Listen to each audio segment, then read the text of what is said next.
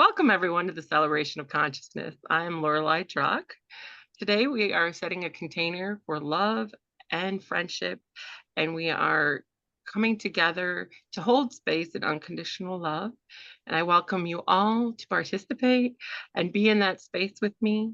And I thank our guides, our angels, and all those who support us from the other side to hold these kinds of space. First off today, we have Michael Lee.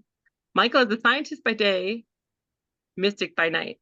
Michael had hoped to quit his day job to become a singer-songwriter, but the universe didn't agree, or maybe he wasn't patient enough to be on the waiting list.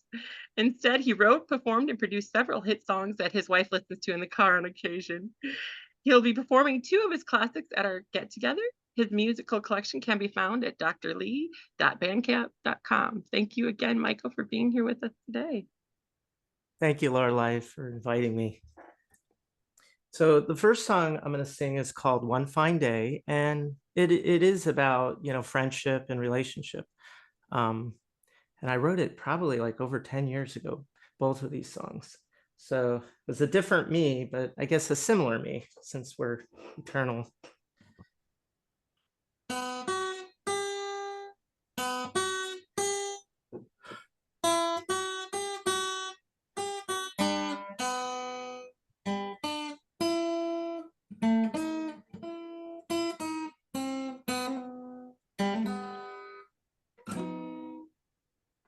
Happiness, they say, comes from having things go your way.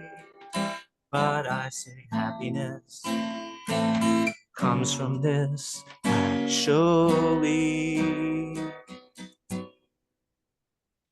Loneliness is gray, that's why having you with me turns my loneliness to happiness instantly. One fine day, bright, last until the young moon's light. Fine day, fully it will be.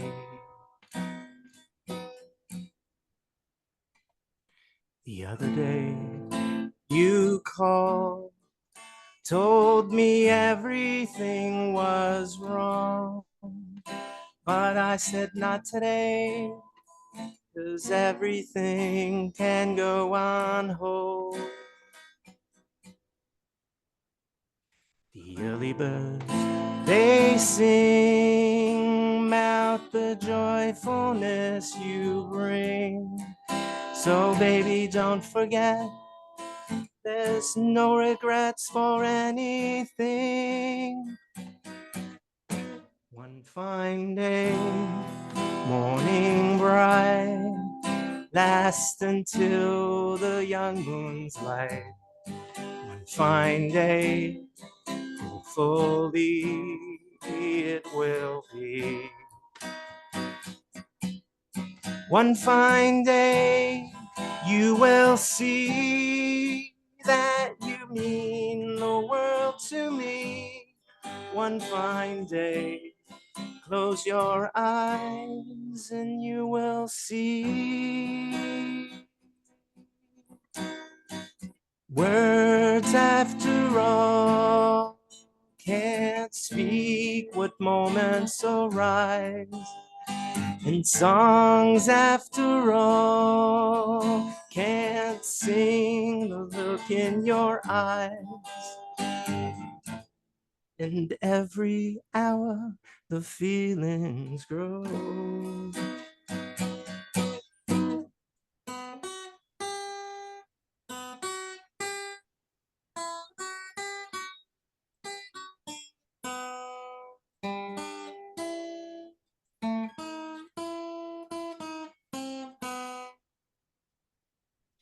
One fine day, morning bright, last until the young moon's light.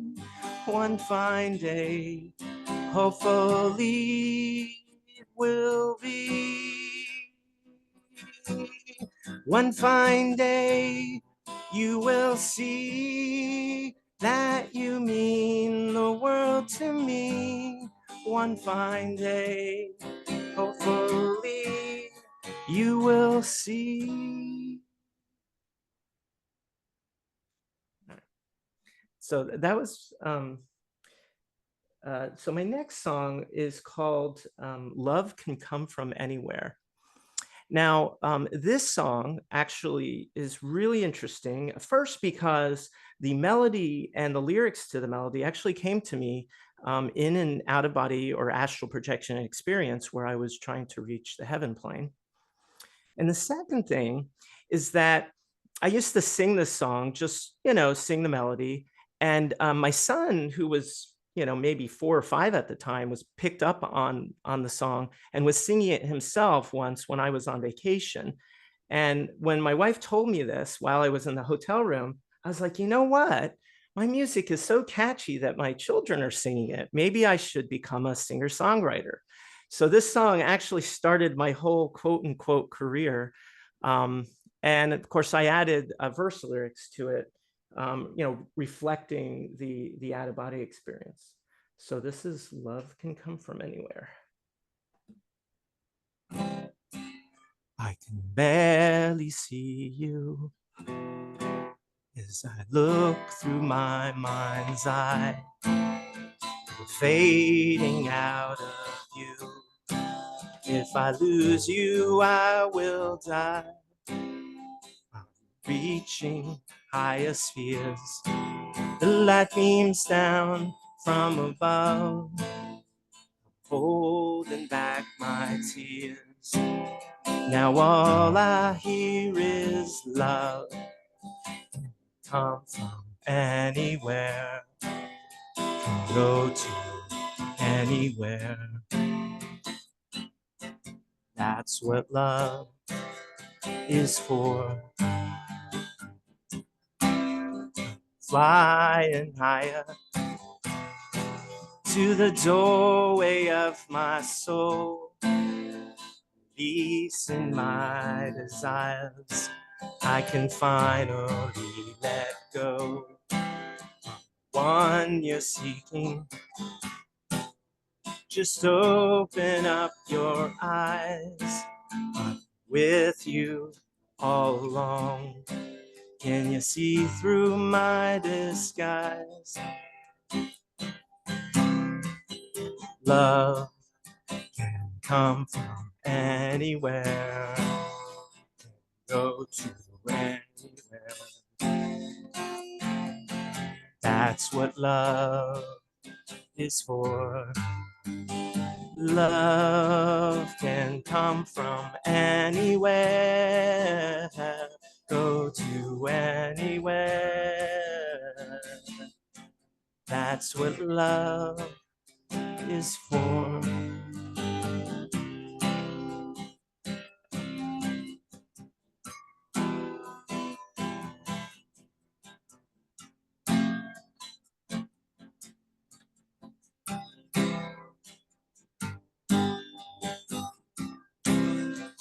Laughing playground to a newborn baby's cries.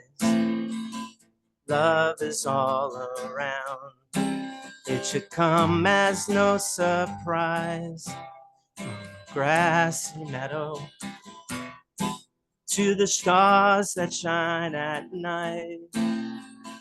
Everywhere there's love, and it's burning very bright. Love can come from anywhere, can go to anywhere. That's what love is for. Love can come from anywhere, can go to anywhere. That's what love is for. I'm the one you're seeking. Just open up your eyes. I've been with you all along. Can you see through my disguise?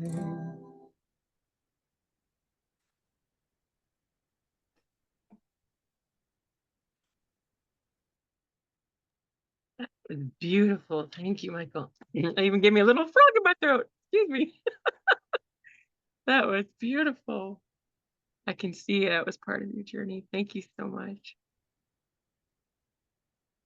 Next, we have with us today for our experiencer share is Claudia Edge. Welcome, Claudia.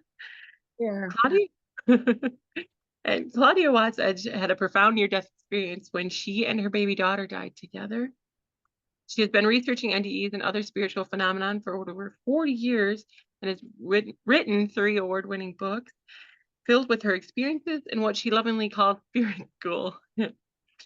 Claudia is a popular international speaker and has been called a modern-day mystic with an ability to pull back the curtain between this world and beyond. Claudia can be contacted through her website at claudiaedge.com. Welcome, Claudia. Thank you for being with us today. Hi there. I'm honored. Thank you for the invitation, Lorelei. I really appreciate the opportunity. As I was listening to Michael's music and looking at the faces on the screen, I am filled with gratitude for the internet. Much is said about, downplaying its wonder and the way it's used misproperly, but what it has given in my spiritual journey and that opportunity to make friends all over the world. And I consider my Facebook friends. I spend more time with you guys, than I do my neighbors and whatnot. So I give gratitude and appreciation for being here and the new people that I'm meeting today. So you probably want to hear about my near-death experience. And I will try and make it short. It was, it was short. It was quite traumatic. It happened in 1984. I was 30 years old. I'm 71 now. So it happened a few years ago. But as those who have heard near-death experiences, it's right there. It's so real. It's not a forgotten or pushed back thing. And I was expecting a baby. And I was due in just a matter of days. Everything was good. I was a healthy young mother, and I followed an intuition. And I wanted to talk to your audience about following your gut feeling. I speak a lot about gifts. My first book is called Gifts from the Edge. And because we are given a lot of tools in this lifetime to help us on our journey. And one of those tools is intuition, that gut feeling that something's off, something's not quite right. And if we listen to it, we'll be helped along the way, so to speak.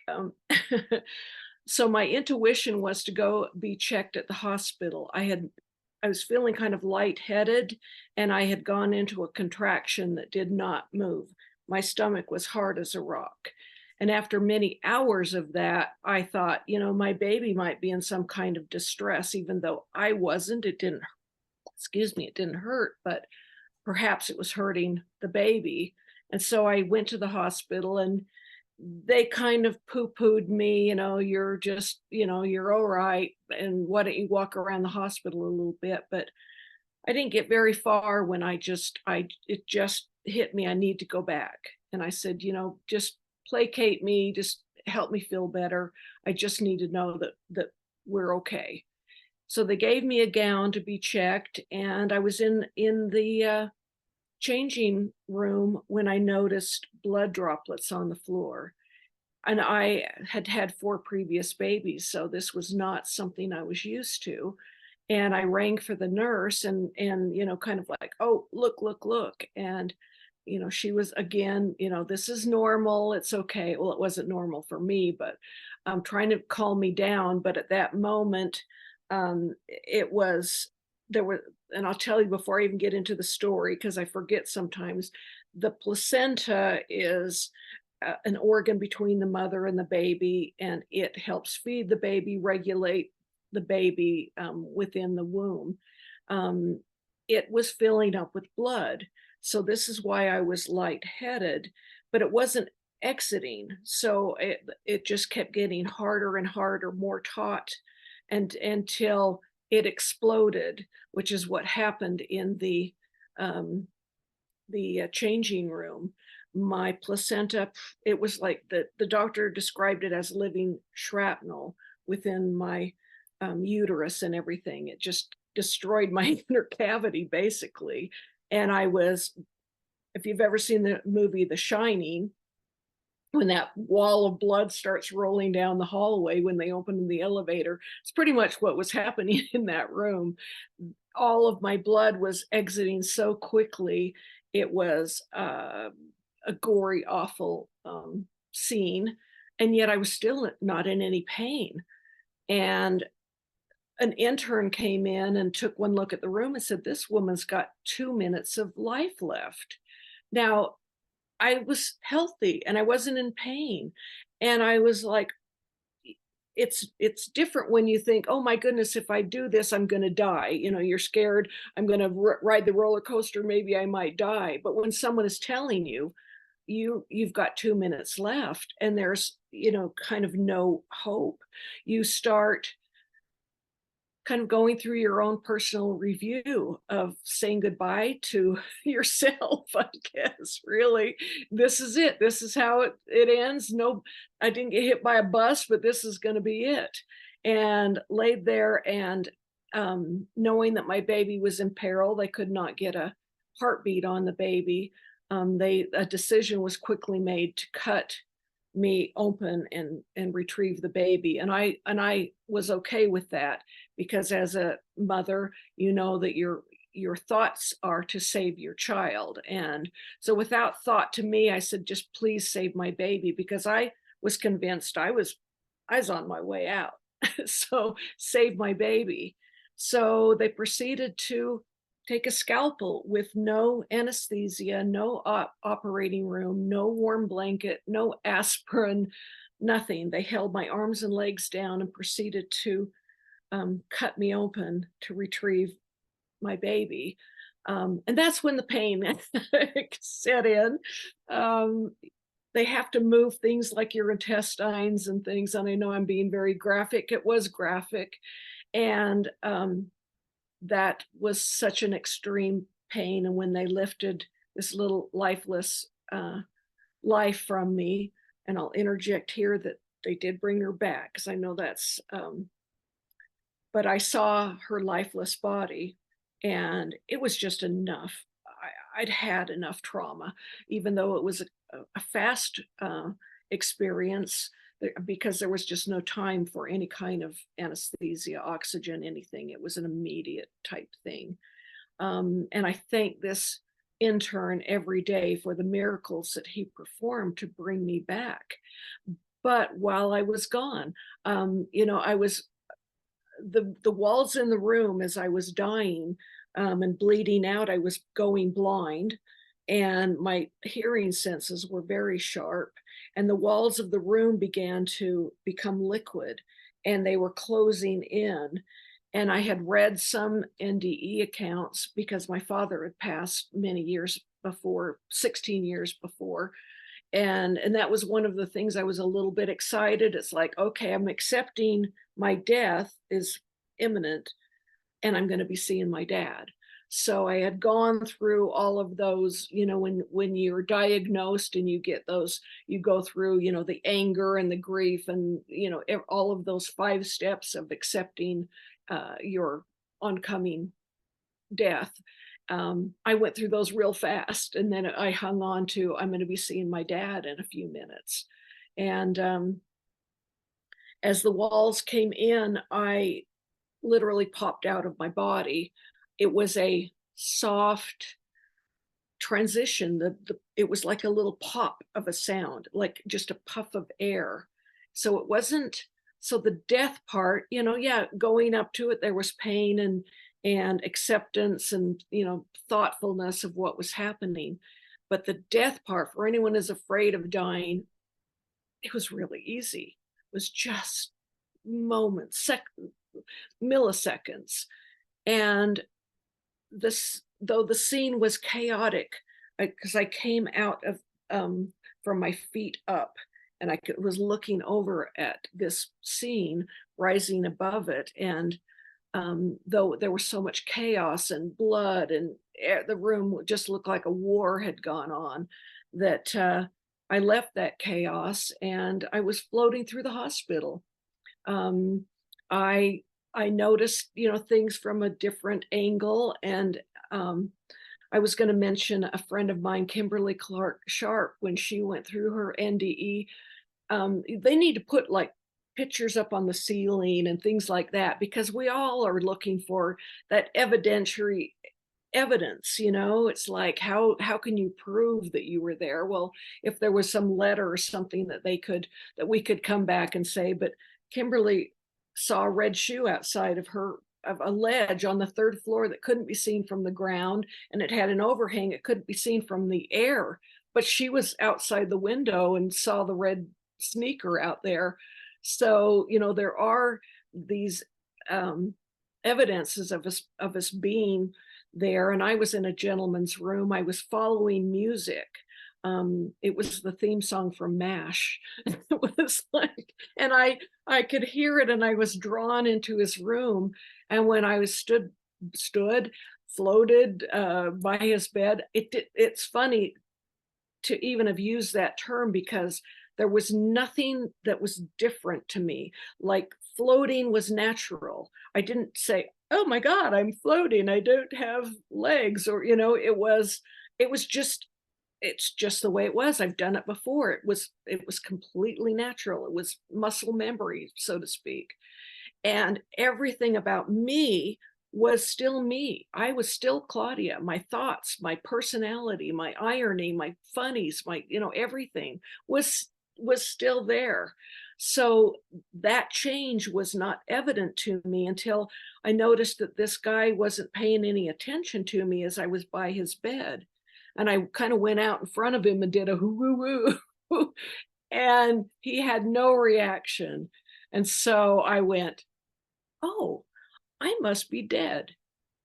As soon as I thought that, I was in a place, and earth words are very hard to describe perfection. It was perfect, and it was completely black. It was I was in complete, perfect darkness. Though I could feel that it was enormous, that it was such an expanse. And I could feel it was intelligent. It was calming, it was peaceful, it was quiet, it cradled me like a baby. I went from this traumatic situation into the arms of darkness, of blackness that was perfect, that was sacred, that was beautiful. And it wasn't until I was being called back and I could hear the nurses and whatnot say, Claudia, your baby's alive. You've got to come back and take care of her. Well, I had seen her lifeless body. I thought they were teasing me. And I was in this place of, I didn't want to go. I actually like wrapped the darkness around me, trying to get away from that earth noise of speech. And when I tried to form a way of saying, I'm okay, leave me alone, trying to figure out how I could make that come out of, I guess, my mouth, or what I perceived to be my mouth, I was back in my body. So this was a very quick jump, and right back into the pain and trauma and everything like that. As I was a couple days later, because I was receiving major blood transfusions and everything, I was very ill. I was in the hospital for a long time. They named me Pioneer Woman for the way that what I went through. And I was also considered a perfect candidate for a near-death experience story. They had researchers. It was a teaching hospital, and they were ready for my story, like clipboard and pen in hand. And it's kind of like, when you died, what did you see, feel, hear? Who did you see? And they were ready for this great story. But my story was so bland in eyes. It was darkness. And with my upbringing, my religious upbringing, I started to question my own experience. The more disappointment that I saw on faces when I said I went to darkness, and noticed that it was being equated with bad. It's like, was I bad? Was I not good enough? Is this going to be my heaven? It was perfect. I could have stayed there for eons. But in others' opinion, and it was it was not that cool. I didn't go to the gardens. I didn't see grandma or my dad or Jesus, or it was. And I started to feel a kind of shame for my experience. I hadn't read an account like this. This was 1984. Dr. Raymond Moody had only started putting books out in the 70s, and I had read several of them, but not like now where they just seem to be on TV and everything. We're all growing in numbers of experiencers, or experiencers that are coming out of the closet, so to speak, because I was a closet experiencer for a very long time because I didn't want to be judged by my experience. So I kept it quiet, and it wasn't until an IONS meeting and I heard Dr. Edmund Alexander speak and talk about his darkness and the fact that he hadn't seen his father during his near-death experience, because there's a lot of questions out there of how come every experience is different? Why do you see this and you see this and he saw that? And when he mentioned that if I could have created my own experience, I would have seen my father. Well, that's exactly what I was looking forward to. And I didn't get it. It was kind of like, where was my dad? Where was, and it brought on a lot of, shame is an earth word. It wasn't exactly shame, but it was certainly a questioning that I walked through 25 years of holding this experience down, until I read a book from Dr. Michael Newton, Journey of Souls. And if you haven't read it, I read many, many books. I heard many, many accounts. And in fact, the person that suggested I read this book, I kind of went, all right, I've read the books. I know everything, kind of thing. But she had written it down, and I just had this prompting, go get that book. And I read it with almost every page was an aha for me. I'd read the page and put the book down and go, it was like a light bulb on top of my head. It opened up to more experiences, my own, noticing my dreams were becoming richer and fuller. And I don't want to go over my time, so a lot of this is so shortened, but to pay attention to my dreams. I met my spirit guide in my dreams. I didn't know who the heck it was at first. He was wearing costumes and dancing funny in the very side of my dreams. And I'd be in this, what I call a sand dream, that when you open your eyes, it just goes away. But I'd be in those dreams, but there had been something happening over here until I finally pulled my attention and became lucid within my own dream. My guide was teaching me as he pulled my attention away from kind of nonsensical stuff that was happening. And he would hold up a billboard and say, come with me, or pay attention to this.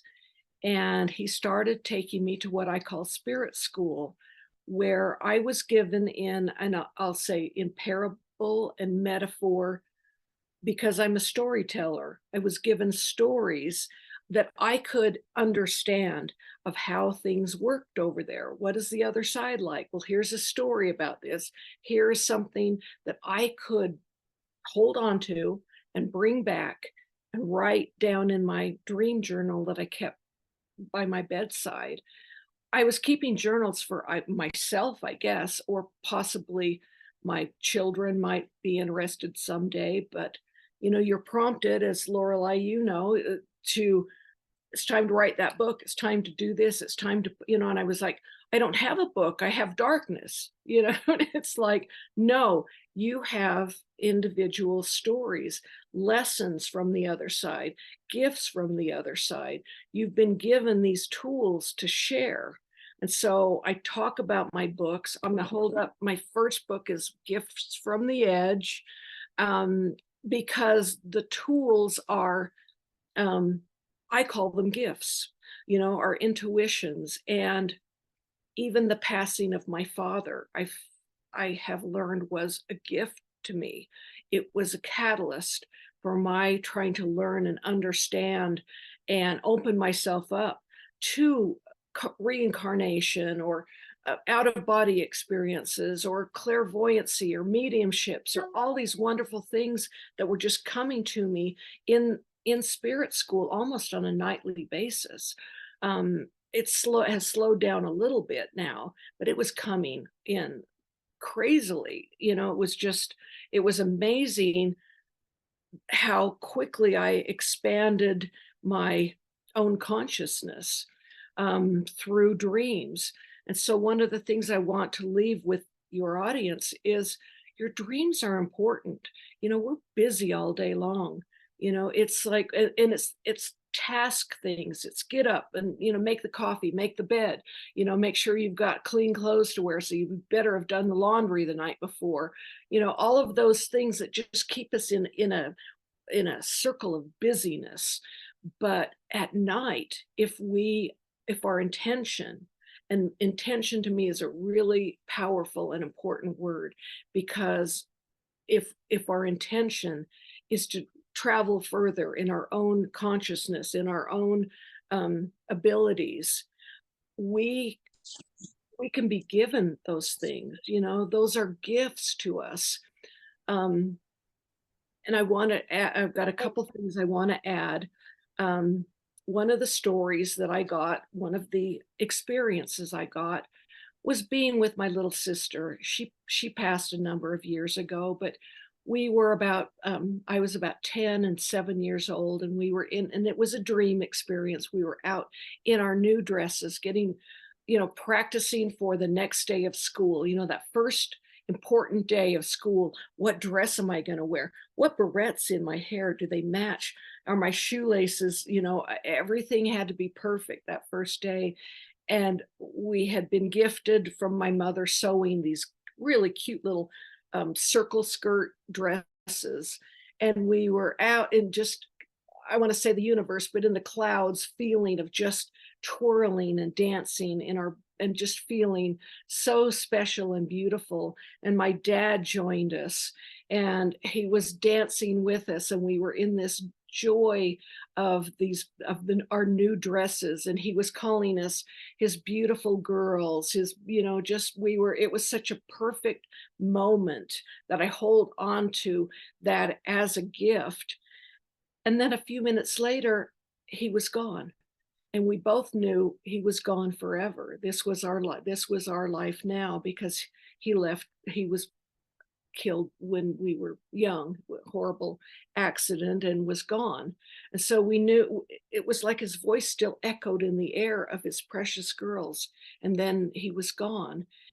And we held on to each other and knew that we were for each other, that we had to hold ourselves up with each other from now on, because Dad was gone. And in a few minutes, my sister was gone too. They have been really great teachers coming into my dreams. And I realized that their parting was also a gift.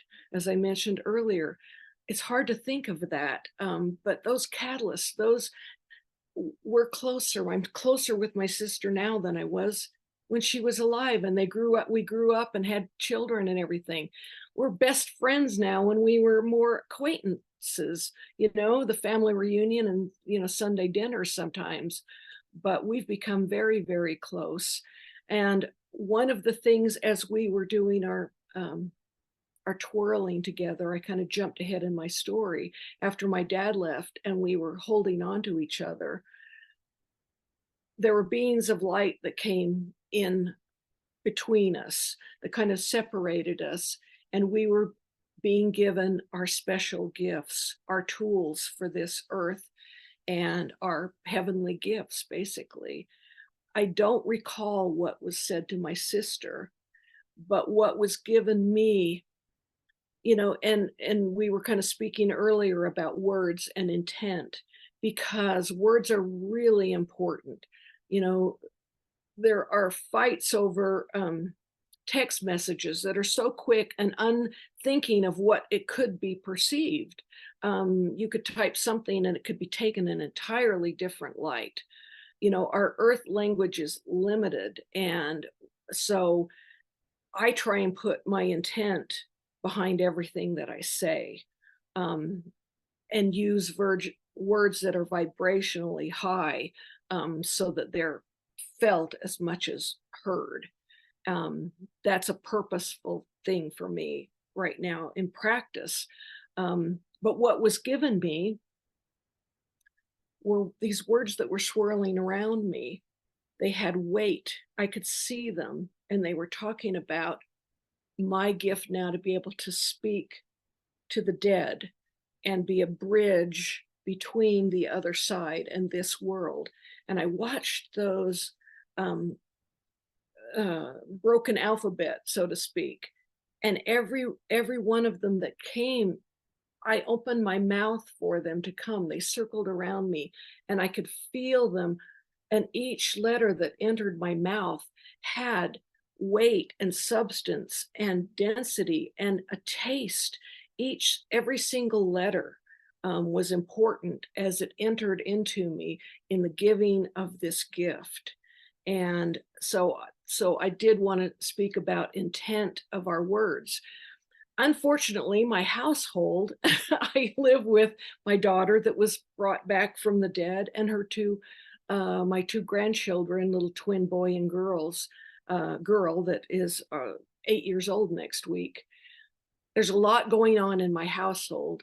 And my husband, I will call a professor of profanity. It's like, oh my God, if I hear one swear word today, it's really hard. That's why I work so hard on my own intent, because these words fly out. A frustrated daughter as going through a divorce and saving money for her own house is living with us. And, I feel protective of what these kids hear, luckily they're in school most of the day, but it's like, when you hear those words fly about, that I started to teach them about what they were saying. They come back and such, or, they hate them, or they're on the fight on the playground, or, she's my worst enemy or whatever, and I try and counsel in that form. But when one of those words fly through our living room or whatever, I talk about the blackness of those words.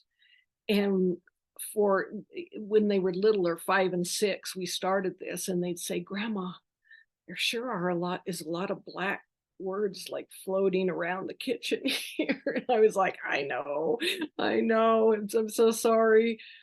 But this year we did an experiment, and I wanted to share it with you guys, the importance of our intention and our words, because they do mean something.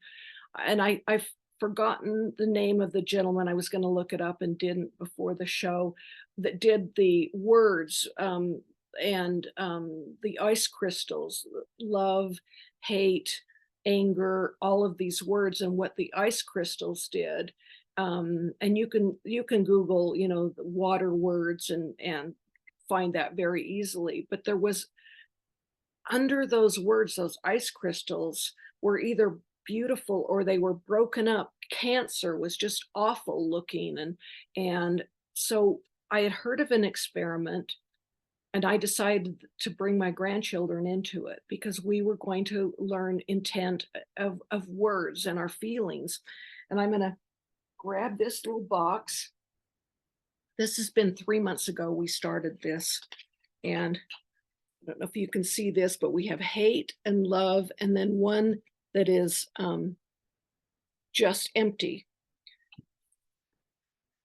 And for this experiment, I made rice, made just plain white rice.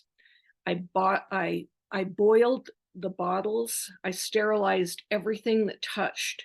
There was no bacteria involved in this. These were pure, clean bottles. Even the measuring cup that we measured, every single bottle had the exact same rice in it. This is our hate bottle. And I don't know if you can see this black, awful hate. In under 2 weeks, this looked like this, and it's continued. This, even worse than hate, is being ignored. This is ignored. When we started this, we held the bottle up, and I let the kids swear one time, there's any word they wanted to say. They thought that was cool. They were like, oh, grandma's saying, okay, we can swear. But I let them say all kinds of awful things to this rice. You're ugly. You don't belong here. We want you to go away. Anything to this rice in our hate rice, and then our ignored rice. This is 3 months later of our love rice. It's still white. It's still, there's not a speck of mold on this in 3 months. It has sat in this box in my cupboard for 3 months. And I just checked it the other day and went, the love rice is still pure. So I wanted to share that our words are important, that our intent is important. And I'm so happy to be in front of you now, sharing some of my experiences. I've had a lot of them, and I wish we had more time to share. But Lorelei, I'm grateful to be here. Thank you for having me. Thank you for being here, Claudia, and thank you for holding that space, and such a profound message of, intention, words, all of it. I experienced it in my own experience. My fourth death was all about words and the power of words. So to see that experiment and, to show it in factual form like that, that's awesome. Thank you for sharing that as well. I'm just going to open the space in case anybody has anything they want to share or ask of Claudia for just a few moments. Anybody have any questions or comments they'd like to make?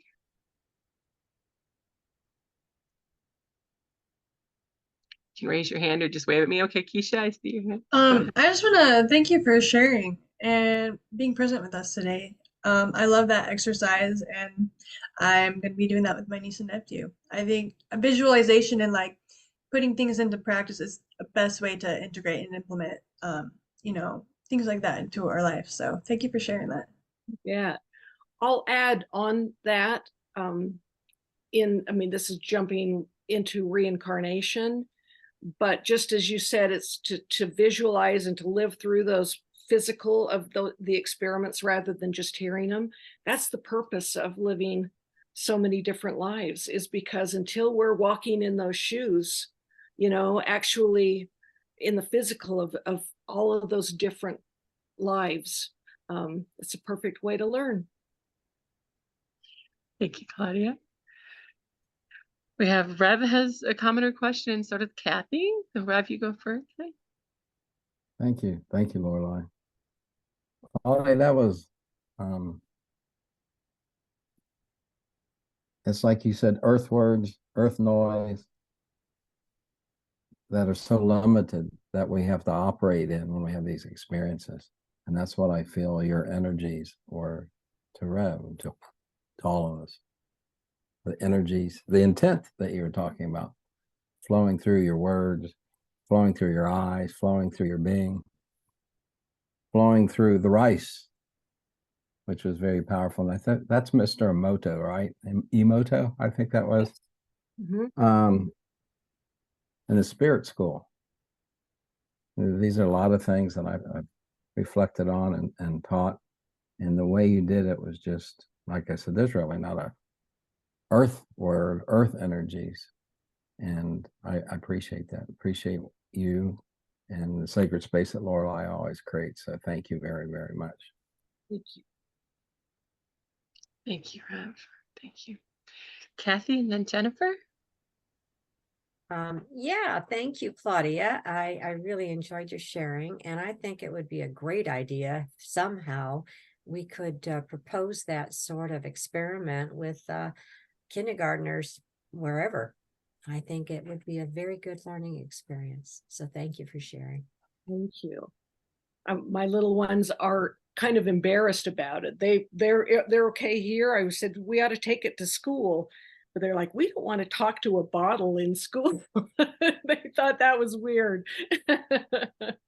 They would do it at home, but not at school. But I think it should be implemented. I think it's an important lesson for school children, especially when they're practicing what the kind of things their parents are saying sometimes. Yeah, thank you. Yeah, and that's a great comment, Kathy. And you know, what's interesting, our school was a little different. We had a program even called I Am Special. I was one of those, you know, like peer type persons. And I remember they used to do stuff with plants like that. But this one is very, very more visual. So yeah, and then that's when they're learning about words and name calling. Because I remember all the names I got called in grade school. So yeah. Some of these things we have to put into motion, huh?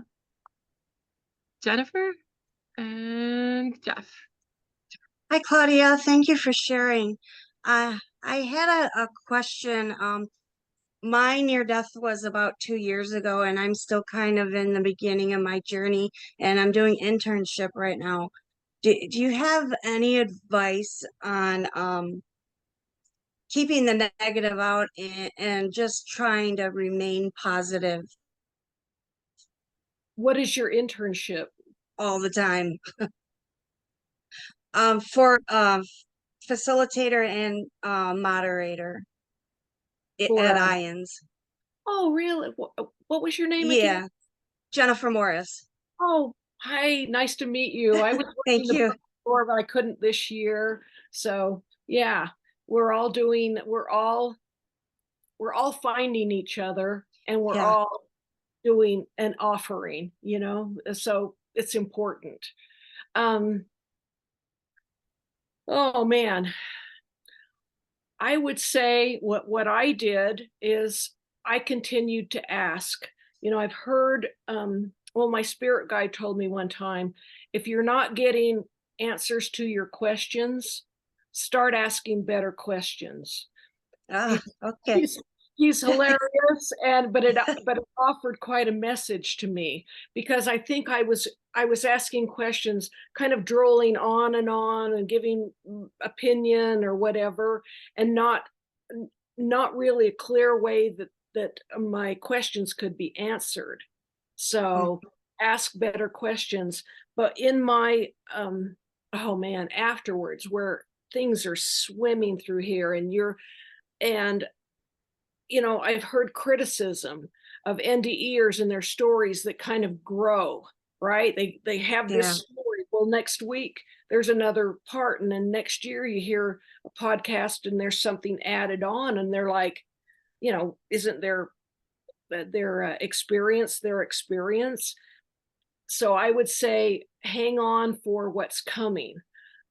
As you're kind of mulling through and piecing it together, you're going to get more, whether it's a visual, a memory, a dream experience. You know, I asked my guide one time, it's like, because when I was begging for more in my experience, I know there was more, but more than darkness, right? And it took all these years for them to give it back to me. And they gave it back to me in pieces, in spirit school, in memory, in a dream, in a, you know, it just, these knowings, these downloads or whatever were still coming in. So I would say, hang on, girl, because there's going to be more coming. Okay, thank you so much. Great advice. You bet. Thank you for that, Claudia. I just, yeah, thank you so much. And that's true. It takes years. Like I think research is what, 10 years? to unpack even one NDE. So those of us that have had a few, it's a little, yeah, so that does happen. And I just wanted to validate that as well. Thank you for that perception. Thank you. I have an issue being impatient, so I want things like right now. So yeah. Careful, Patience you'll may- have to come back as a rock next time so you can learn Yeah. patience. Right. Thank you so much. Thank you. And Jeff, you had your hand up. Yeah, Claudia, but I suspect you probably hear this constantly, but you're new to me, so I'm just offering this as somebody who hasn't spoken to you before, that your energies are just blazing. So I just really enjoy watching you on the screen and just taking in how huge your aura is and how beautiful your energies are. So I'm just enjoying it. Just wanted to acknowledge it. Thank you. You know, I did hear words very early on that said, you do have the courage within you to stand upon the world stage, because this isn't my thing, wasn't my thing. And I was like, I'm being told I have courage. And it's like, so those words from you are important. It validates that I'm doing okay. And we all need that pat on the back sometimes. So thank you. It was important to hear, and I appreciate it. Thank you so much. And thank you for being here and speaking with us. Does anybody have anything else before we move on? Yeah. I just want to make sure everybody got everything off their heart. Thank you so much, Claudia. I so appreciate that. And just your willingness to put yourself out there, even in that space. I know how hard it is to be seen in that sense, and to be brave and talk about things that are beyond consciousness. You know, thank you And so much. you could reach me at claudiaedge.com. Anybody wants to talk afterwards or share anything. I love conversations. I love my new friends, you know, and so contact me. Love it. Awesome. And thank you for being open to that and joining in with the community that we're here with, and such loving souls. I'm very, very blessed to know. At this point, usually I open it up if anybody has any thing that they would like to share, like a random synchronicity, or how you ended up in a place where you could be that kindness that somebody needed, where spirit kind of moved you into there. And it's okay if you don't have anything to share, but I like to leave that space open if there's something somebody else would like to share about. You know, take a few minutes to share about their experiences. Go ahead, Kathy. I've become convinced that I am to learn patience on this round, and it's really been difficult, especially lately, because my mom's got dementia. She's 96, and the dementia is just getting worse. And you know, the repetition of questions and bursts of anxiety, and telling me that things that happened, you know, when we're talking about stories that, oh no, that didn't happen. And it just, you know, it's just screaming for patience. And I'm grateful. And I just wanted to share that. Thank you for that, Kathy. In fact, I know patience is mine as well. That's another synchronicity with all of us. And I keep a big plaque of the proverb of patience right next to my altar, because yeah, I need that reminder. Like, it's in divine timing, not mine, not when I say it's going to happen, not when I want to remember it, not when I want to regain that ability. Yeah, all of that. So thank you for sharing that. Michelle, you have your hand up, hon. Yeah, speaking about patience, it reminded me when I was younger, and patience was always something that I had struggled with as well. And I had told my grandmother that I'd been praying for patience, and she said, well, be careful what you pray for. And within 2 years, I found myself with 3 babies. So yeah, that was a quick lesson in patience. I'm laughing so hard because that was similar, and yeah, 3 babies later, I learned a little bit. Thank you for sharing that, Michelle. Thank you so much. Does anybody else have anything to share before we move on? I like to hold space. Okay. Next, what we usually do. Oh, are you trying to raise your hand, Alexis? I just want to see, or are you applauding?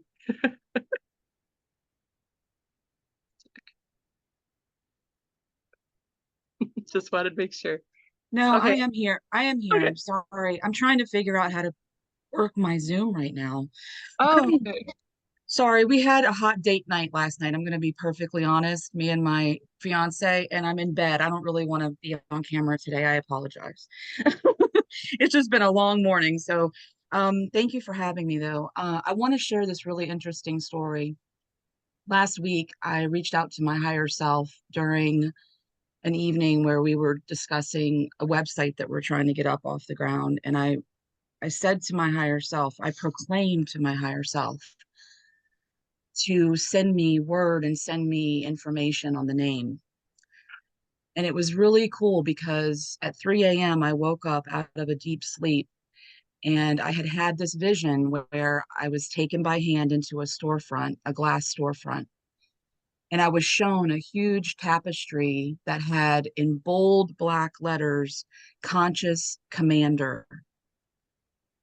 And underneath the name was a huge, like African elephant with reds and yellows and all these vivid colors coming through. And I woke up and I was so excited and I was like, babe, I got the name. I got the name. And what was interesting was I was brought up with a lot of biblical, religious type verbiage around. My father was not, he couldn't be put in a box. He was not in any particular, organized religion, but he definitely, like spoke of the Bible a lot. So a biblical verse from Isaiah popped up that in Isaiah it says, "Command ye me." And it was so cool because it proves that we do have this ability to, whatever we're struggling with or whatever we need help in, we can command and proclaim the information to come forward because we are God. We're all embodiments of God. And because of that power, we have to embrace that side of ourselves and say, yes, I proclaim that. I command that to come forward. And it works. I mean, it's powerful. And I just wanted to share that because I've been using it a lot lately. And it was a blessing to have that knowledge come forward, so vividly. So thank you. Thank you guys for having me. Thank you for being here, Alexis, and all of your support. And then Alexis does podcast, live Facebook interviews too, and that's how we met. So thank you for supporting this space. I appreciate it. Thank you. And her friend Stephanie is the one who'll be doing the meditation. Thank you again. And I just wanted to say, what you said about the will. My friend Callahan speaks. She says, "Wield the will that is holy," and I always remind myself that of whenever I'm like trying to work my way through things and forgetting that everything happens through me, not to me. So I always try to remind myself of that. So thank you again for that reminder. Everything's so synchronistic today. I love that. Jennifer. Can I share just a quick synchronicity type moment? It's a little bit hard for me to say that I came back with this psychic ability, but I've been proven correct several times in public with people. And my husband and I were in a restaurant one day, and I got that same magnetized pull that I feel when it happens. And there was a woman in a table across from us, and I just immediately connected to her. And all of a sudden, I see this beautiful, like light yellowish, light blue aura around her. And I'm like, okay, I'm going to get some information here. And it finally came to me that a gentleman was telling me that you need to tell her that I'm okay, that I am now her guardian angel. So she needs to know that I'm always with her. So I again put myself out on the line, And I said, please don't think I'm crazy, but I think you may have lost a male figure close to you recently. And tears started coming. And I said, well, I just received a message that I am to tell you that you are, the gentleman that passed away is now your guardian angel, that you do not need to worry. He's always with you. And I was right. And those moments just blow me away. I can't believe that I was right. And you know, after that, I just felt so great that I was able to give her that information. So that's just a quick moment that happened to me. Thank you. Thank you. And thank you for being the messenger. I know from personal, and I'm sure many of us do, of how those moments feel, because you're like, but when you're strongly guided like that, you know, to answer that call and be of service, that's beautiful. Thank you, Jennifer. Does anybody else have anything else they'd like to share? I just want to make sure. Okay.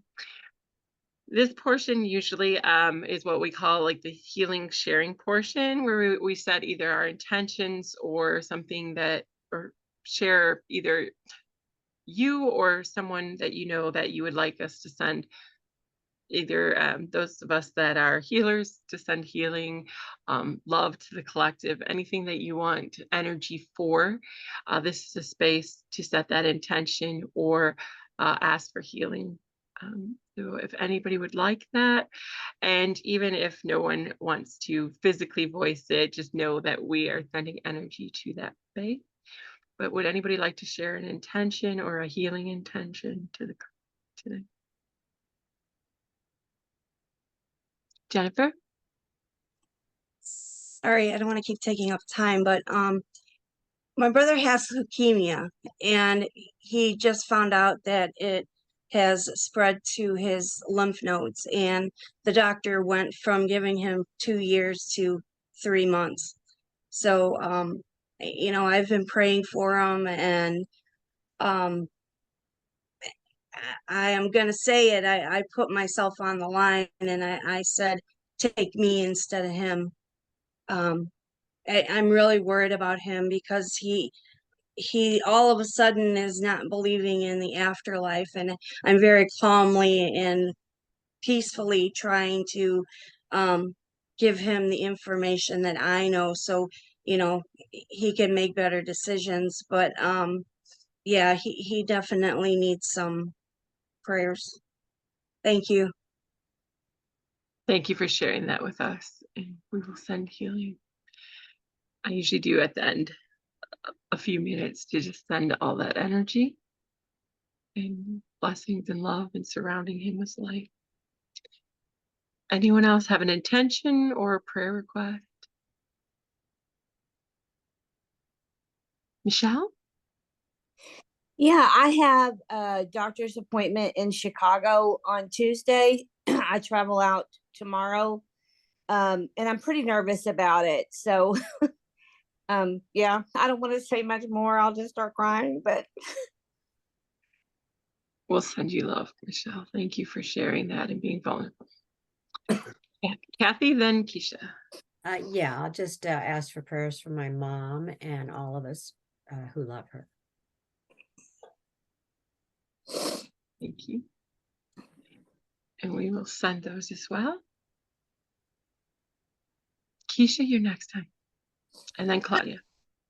I've had another spider and critters come to me at the end of their time. So I also told it that I would put it in the thoughts during this ceremony here. And so I just want to yeah, set the intention to send loving and healing energies to those who are at a time when, you know, perhaps they don't know where to go or who to ask, or don't know where to find a safe space. So just surround them in love and at this time for them.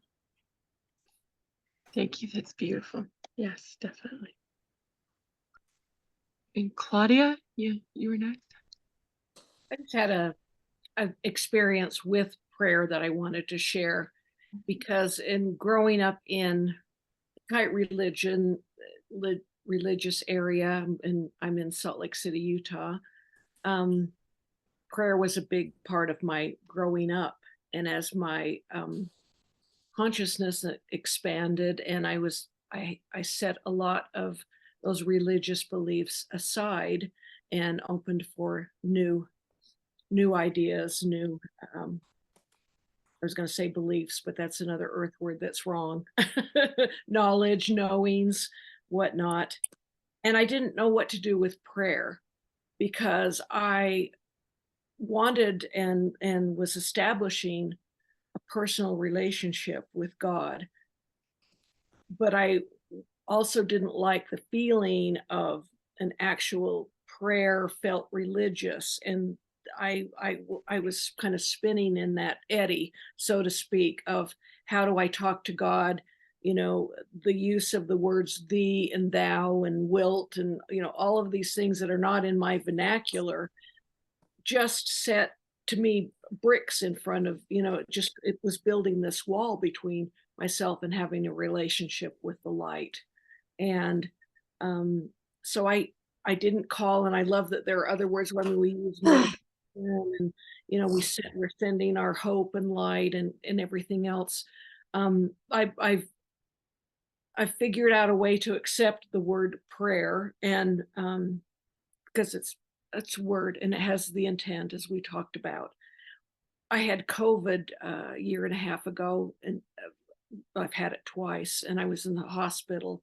They weren't sure if I was going to make it, and I was in such a condition of in a room that the fans to take out the infected air. It was so cold in this room.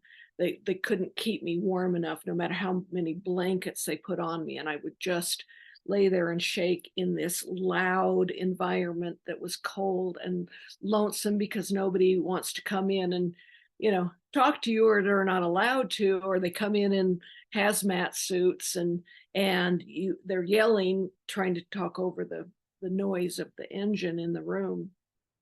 It was a really, really hard experience for me. And one night I laid there and these spheres of light, I could feel them coming into my chest. I didn't know what they were, but they would warm me up. It would explode into my chest and give me warmth. And another sphere of light would come. And I realized after about 20 of those, someone was in a prayer group and they were sending me these prayers. And I confirmed it later. It was that exact time that I was in there feeling. So they work. It's important. So whatever we call it, whatever our intention is behind it, it works. Got me a little emotional there, but thank you for sharing that. And I had heard that prayers are like these bubbles of, yeah, beautiful. Thank you, Claudia. Oh, Jeff, your hand is up, and then Alexis. This direction I don't generally go in addressing anything, but I'm listening to Claudia, and I'm having a memory from 3 years ago of where this is like right early, very early on in the COVID period, where I was on with a phone conference call with about 250 other people or so at the time, and they were engaging in prayer. But it's something that for me is like something I don't really get involved in, but the way they did it was as far as I could tell unique. That they all engaged, they were all praying the same message, and some were chanting, some were singing, and there was it was a loud combination in the sheer combination of over 250 people chanting and singing. Now, you know how I am with energies. I literally felt it envelop the planet. I was very surprised by it. I was like, wow, I had not experienced something like that before. So I can tell you from personal experience that although I may not otherwise engage in the activity the same way, that with a large scale putting of it out there, reflecting of it out there, that it can have enormous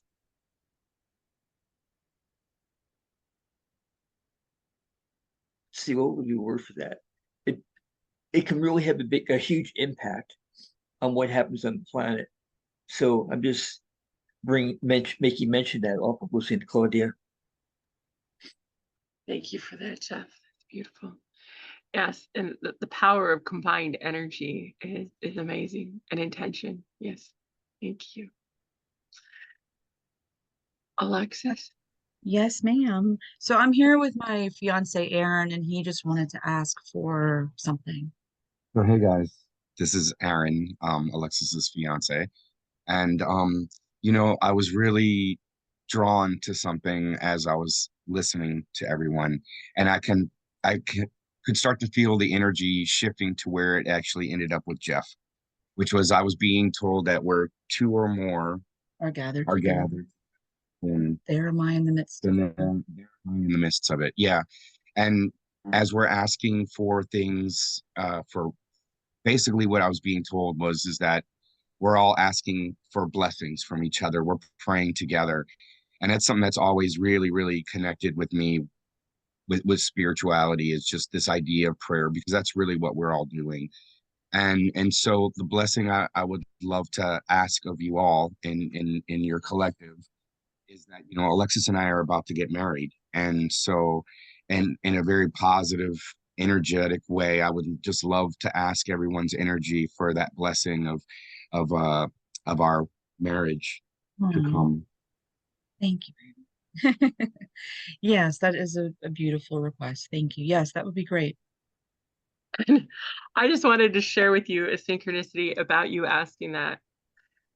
Whenever spirit divinely guides me in a powerful force, I see my birthday, which is 3/19. And I thought I had everything closed, and a ding just went up. And literally it said 3 and 19 on the notifiers. And right when you were asking for a blessing for your marriage. So I'm a little emotional because I'm like, whoa, that's a big one, because that's when spirit really like yells at me, pay attention. And so I wanted to let you know that the universe heard you, at least in my universe. So thank you for that. Thank you for that. Thank Sharon. you so much, guys. Maybe that's a date we should look at too, Laura. That's March 19th is my birthday, and so it gives me lots of 19s, but when it says 3/19, that means like we're on it, like it's like this huge thing, or like pay attention, this is the divine flow. And so right when you were asking, that literally popped in my screen. I was like, oh, whoa. Well, thank you. That's amazing. Appreciate it. And there's my beautiful friend Stephanie. There she I is. see that. Yes, she's fun. So thank you. I just want to take just a few minutes. Usually this is what I do, where we combine our energy. I know the intention is already there, but what I like to do is give 3 minutes of concentration towards all the intentions that we set today and the prayers that were asked, and just to talk to what I call my spirit team, my higher aspects, to send the intention for everything that transpired here and was asked of us. So, and it's 12/19. So I would just like to take a few minutes for that. If you all just open and send that energy. I always open a portal before I open this space as a divine conduit. So I am just acknowledging that as we send these energies out. And I thank them for allowing me to be of service in that way.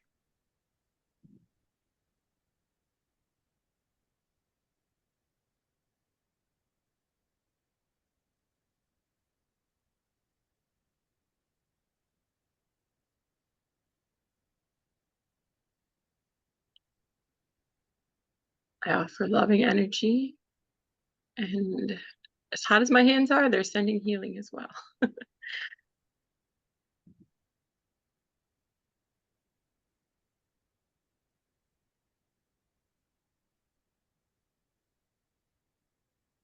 Just sending it to all who wish to receive, those who are watching and those who are present.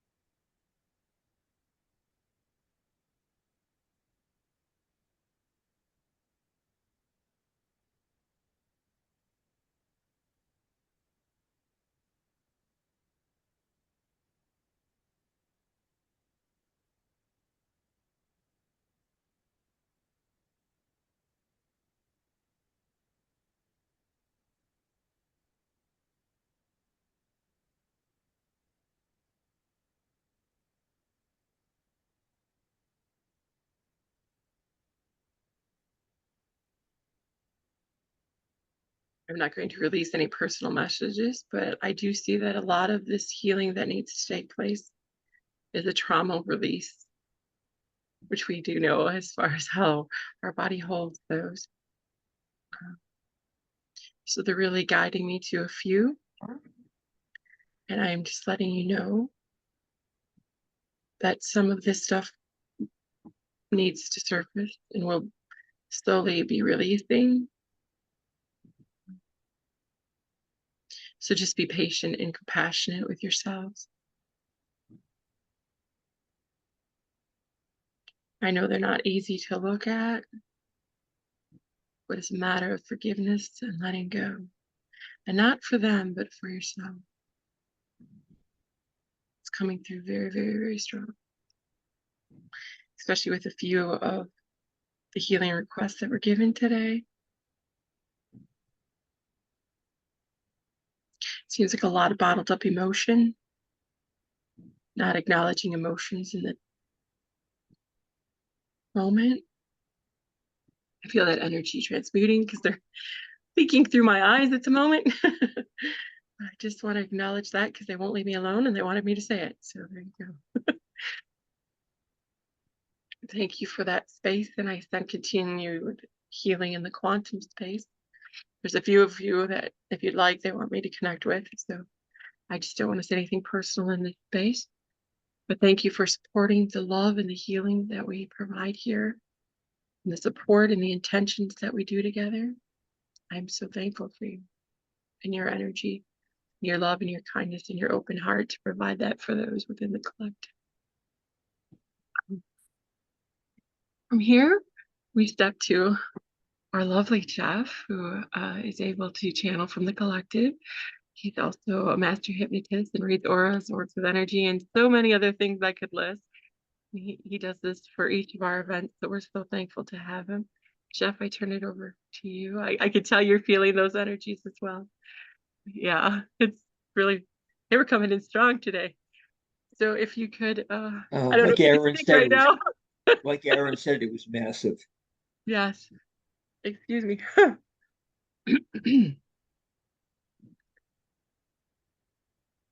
Okay. Just whenever you're ready. I know it takes a minute. That was coming through, like I said, very strong. Yeah. I just make adjustments to doing what I do and staying close enough to the camera and to the audio at the same time. I just always make adjustments to that because I could very easily be too far away. So just making the adjustments. Okay.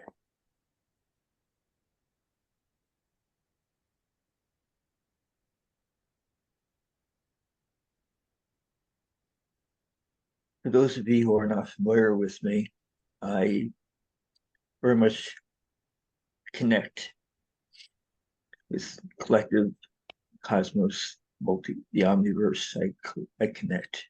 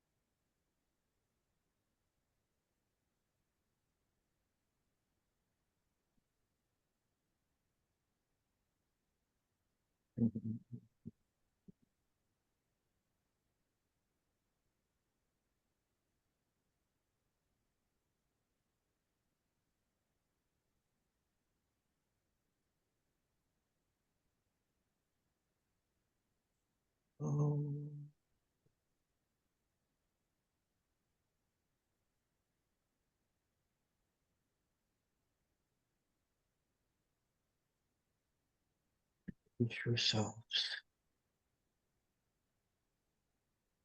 Embrace each other.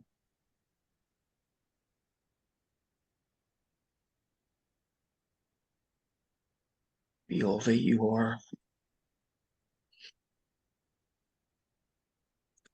Nourish and embrace.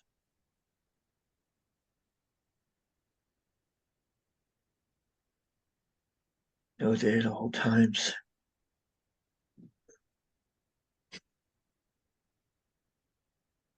we're here and embracing you.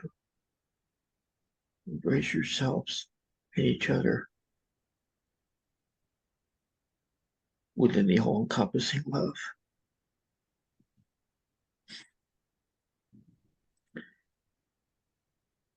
Take care of yourselves, knowing that you are part of us, part of each other. Never lose that. Always be with who you are. Always be with who each other is. Always.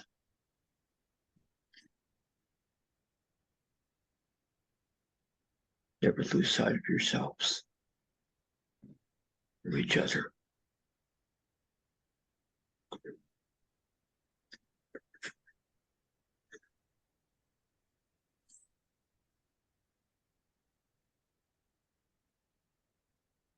Thank you for taking it in. Thank you for listening.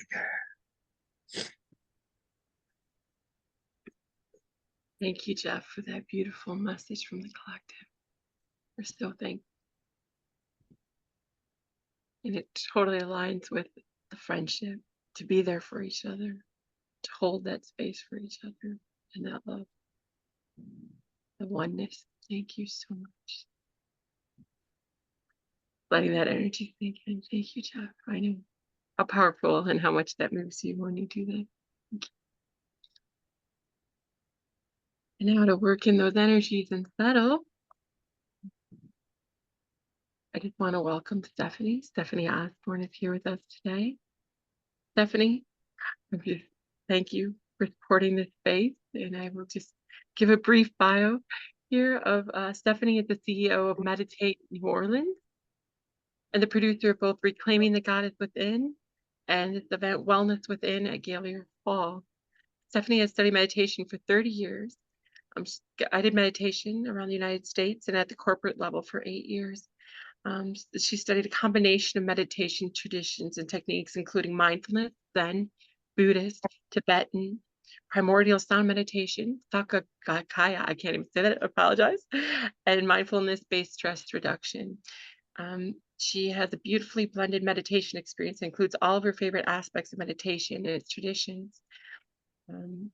Meditate New Orleans is a corporate guided meditation business with 6-week mindfulness courses, weekly guided group meditations online and in person in private sessions.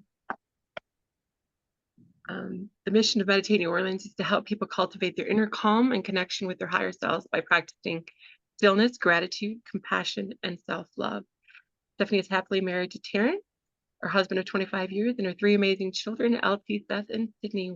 Welcome so much, Stephanie. Thank you. I'm really excited to sit with you all today, and I'm grateful to be introduced to the group by Alexis, my sister, of probably 35 years or so. So I have a little cold. I just want to share that just in case my voice gets a little hoarse during this, but we're going to have a 20-minute meditation. So I'd like to invite you to find a comfortable seat, a seat where you're awake and alert. So your posture is, your crown is reaching towards the ceiling, your shoulders are dropped away from your ears, and your belly is soft and full.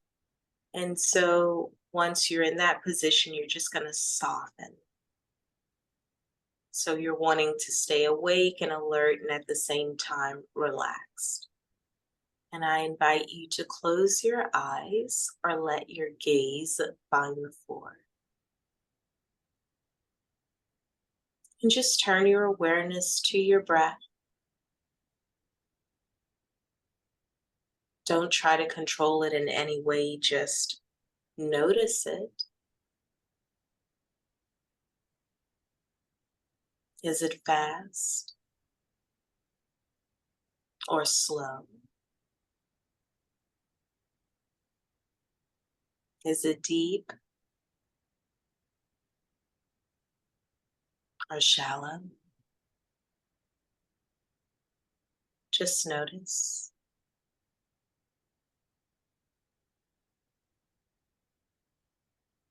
And take a slow, long inhale in through your nose and an audible exhale out through your mouth.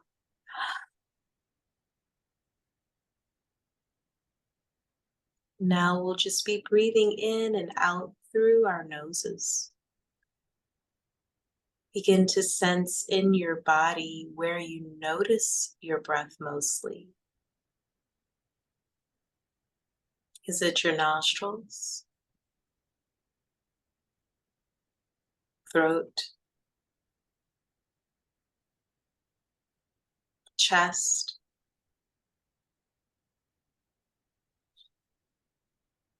or belly?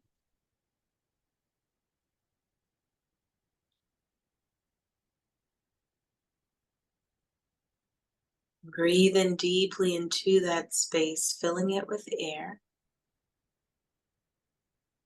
And when you're ready, slowly control your exhale out through your nose.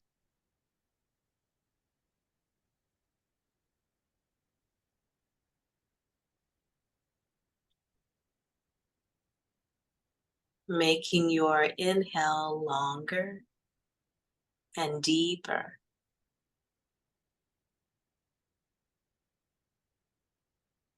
Extending your exhale, making it even slower.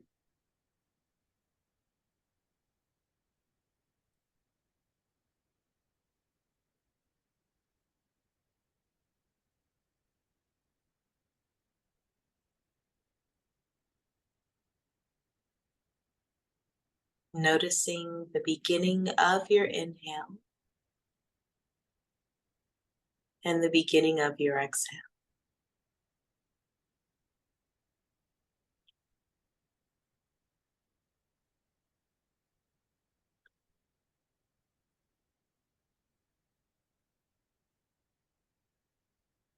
Noticing the middle of your inhale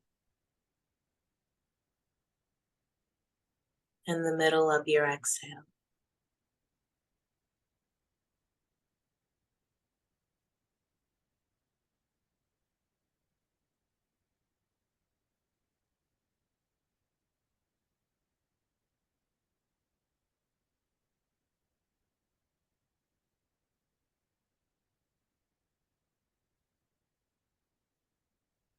And noticing the end of your inhale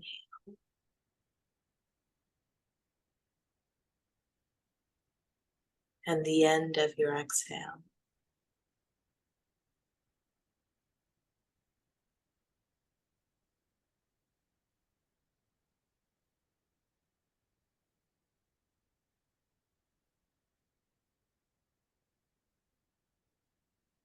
Noticing the beginning, middle, and end of your inhale and exhale.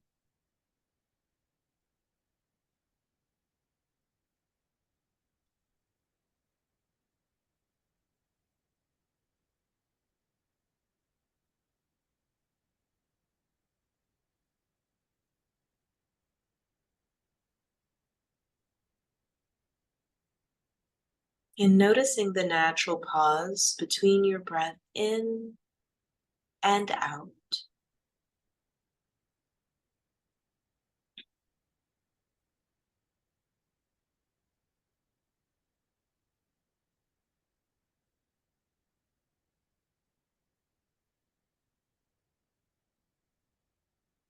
Now making that pause more intentional by retaining your breath for a few counts after inhaling and pausing your breath for a few counts after exhaling.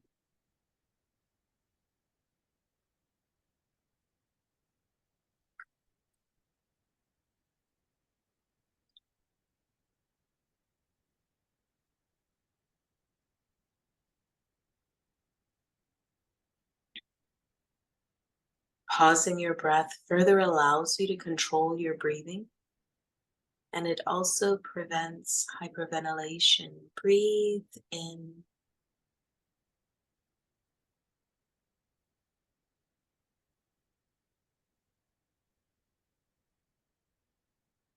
Breathe out.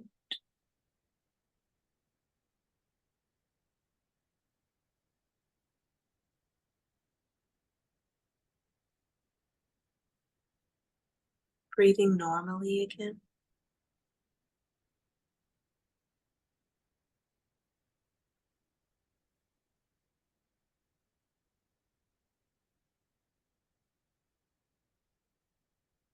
Softening your forehead.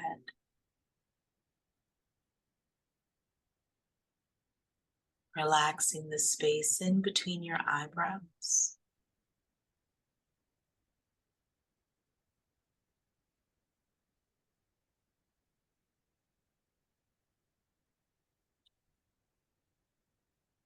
Allowing your eyeballs to sink back into the sockets, bathing under your eyelids.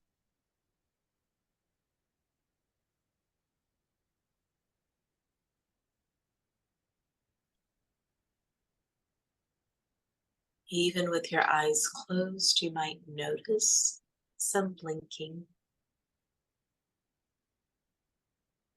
or your eyelids might be very still.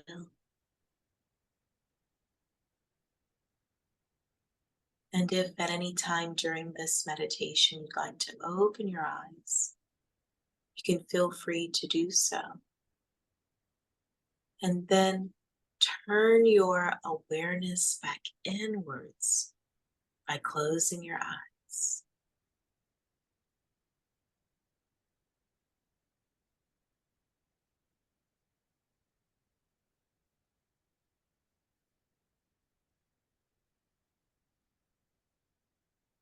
Shifting your awareness to the tips of your nostrils. Noticing the temperature of the air that enters your nostrils as you breathe in. And seeing if the temperature of the air changes as it escapes your nostrils as you exhale out.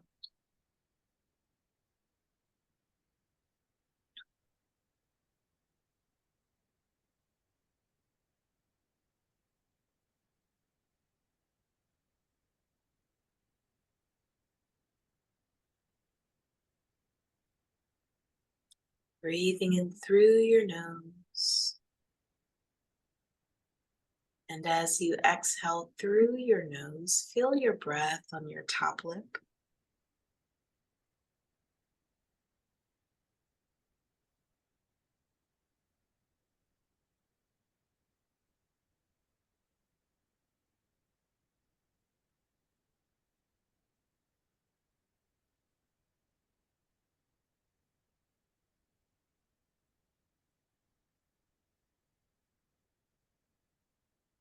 Shifting your attention to your tongue. If your tongue is on the roof of your mouth, release it now, relaxing your jaw.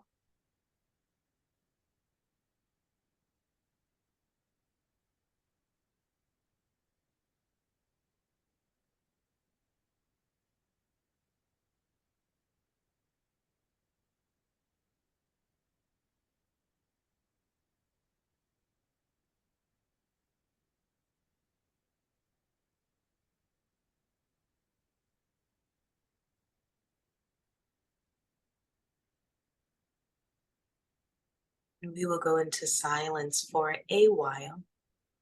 I will mind the time to ensure that you're able to fully settle into this moment. And I'll chime in here and there to remind you to become present. Continuing to focus on every breath in through your nose and every breath out through your nose.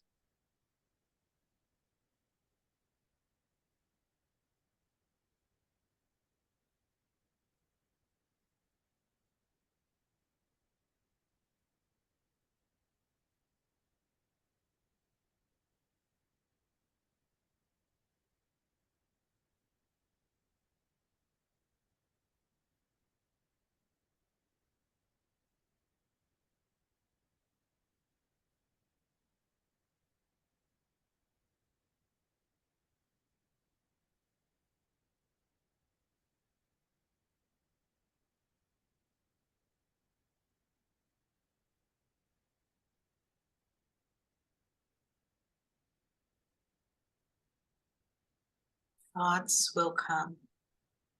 It's what your mind is designed to do. But don't judge your thoughts or yourself. When you notice a thought, acknowledge it, release it, and return to focusing on your breath.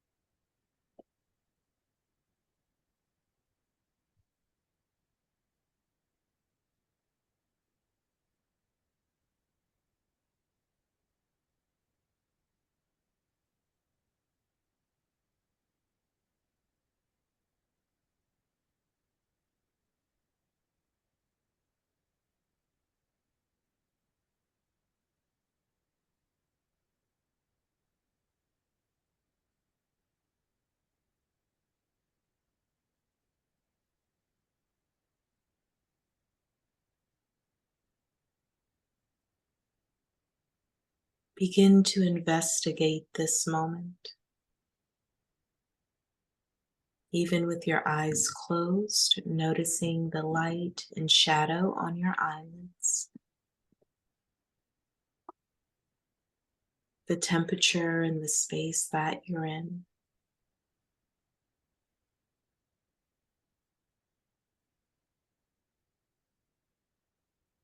Your posture,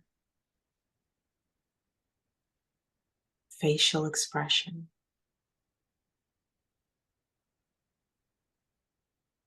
Your breath.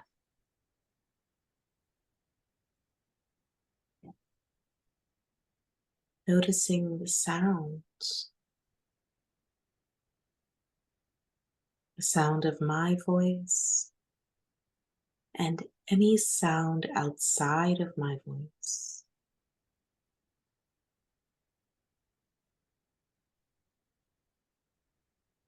And noticing if there's anything interesting or memorable about this moment.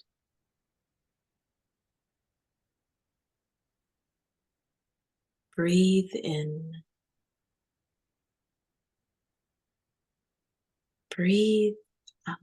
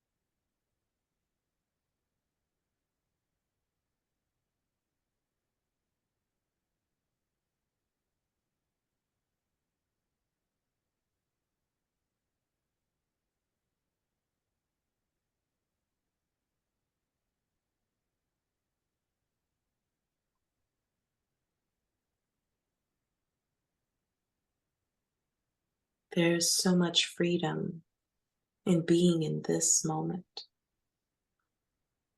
No grasping for acceptance or approval or getting it right. No rejecting due to offense or disapproval. Just being here.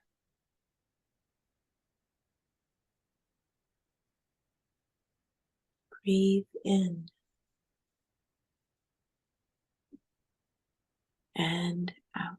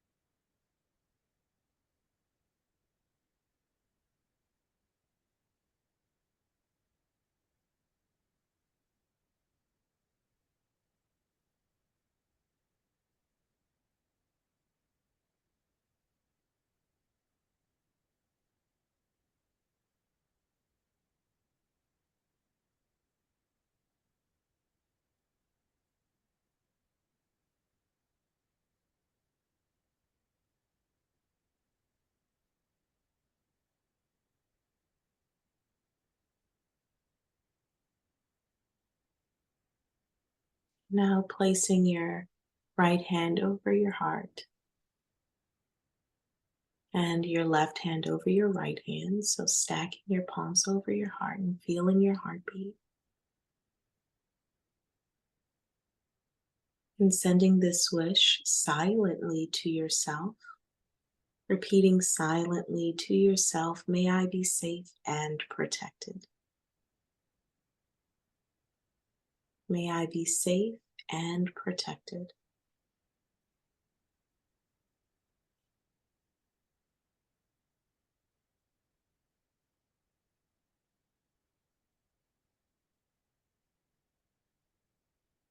May I be happy and free. May I be happy and free.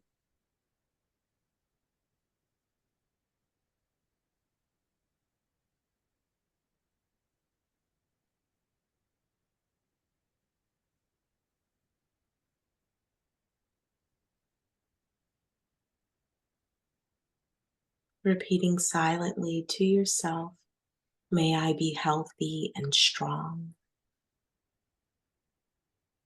May I be healthy and strong.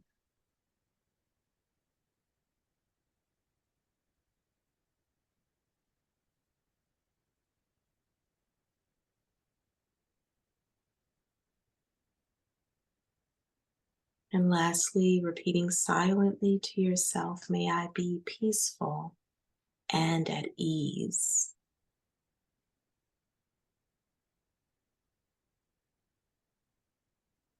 May I be peaceful and at ease.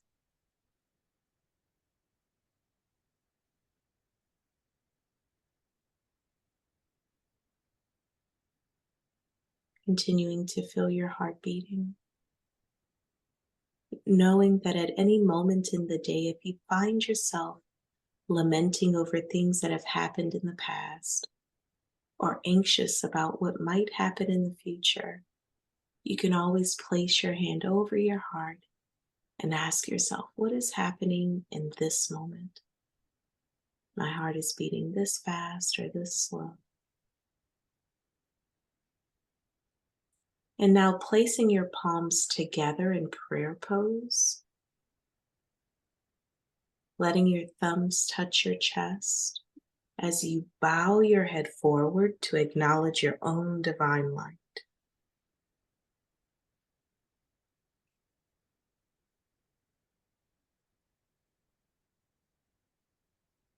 Keeping your palms together, let your thumbs Touch your forehead.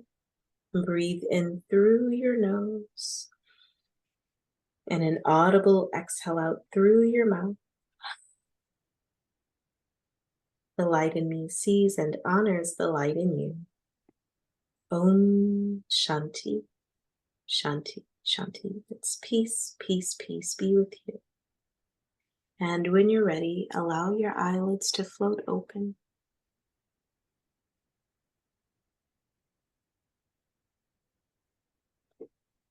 Thank you so much. I hope this was good for you. Thank you so much, Stephanie. I'm a little still hazy, but thank you so much for that very beautiful and powerful meditation, for being with us and supporting the collective today. Before we close up, I just want to offer anyone space as well if they want to give anything about their journey or what they saw during their meditative state. You're welcome to do so. I did want to say one thing with mine. I saw that I was writing, and then next it shifted to some other things, but then it kept trying to show me a word, and then I realized the word was a message. I don't believe it's for me, but the word international glowed in front of my face. So if anybody is contemplating anything international or connecting with something international, I just wanted to share that came through during that down space. I was far, far away. So thank you for that, Stephanie. But if anybody else wants to give anything back about that or thank Stephanie, you're welcome to do so at the time. I see Michelle and then Jennifer has their hand in. I'm sorry, my bird was distracting me, but I heard you say something Flash International, and that's been heavily on my mind. You know, some of you may know that I have a child that is trans. Sorry.